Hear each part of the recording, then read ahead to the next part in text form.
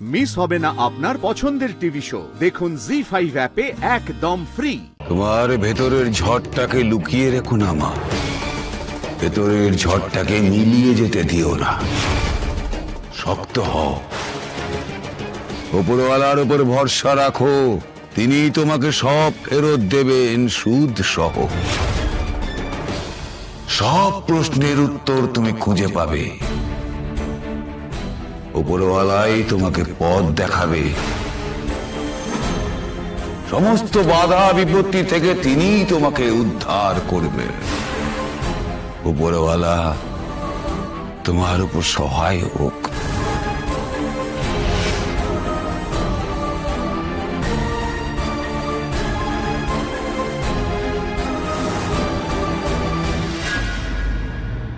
আর্য sir তো আমাকে বলেছিল আমি নাকি নিজের যোগ্যতায় এই চাকরিটা পেয়েছি। আমি তার জন্য নিজের সবটুকু দিয়ে সৎভাবে চাকরিটা করার চেষ্টা করেছি। আর অর্ক স্যার তো কিছু না জেনে শুনে আমাকে চাকরিটা থেকে বের করে দিল।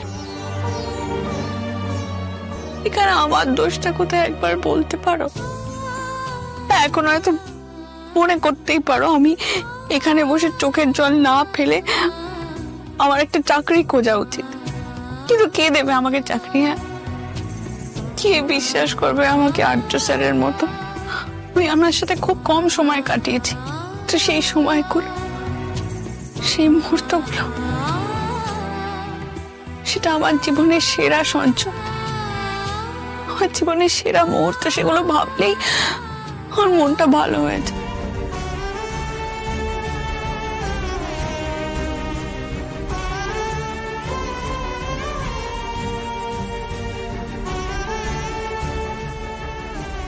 মনের মধ্যে যা কিছু ছিল সব আমি ঠাকুরকে বলে এসেছি। আমার বিশ্বাস উনি ঠিক আমাকে পথ দেখাবেন, আমার সব প্রশ্নের উত্তর দেবেন। সব তোমার উপরে ছেড়ে দিয়ে যাচ্ছি, তুমি দেখো ঠাকুর, তুমি দেখো।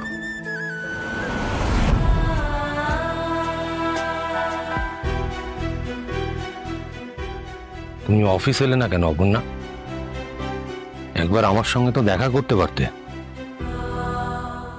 অর্ক স্যার অফিস থেকে বেরিয়ে যেতে বলার পর আমার মাথা কাজ করছিল না, আমি বুঝতে পারছিলাম না আমার ঠিক কি করা উচিত। চাকরিটা তোমাকে কে দিয়েছে? আমি তো। তাহলে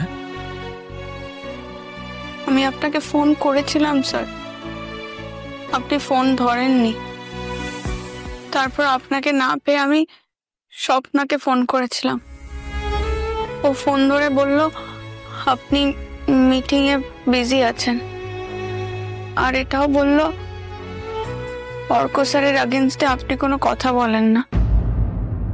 ফোন আমিও তোমাকে করেছিলাম, তোমার সুইচ অফ ছিল। ও আসলে আমার ফোনটা না চার্জ থাকে না বেশি, হয় তার জন্য সুইচ অফ হয়ে গেছে বোধহয়।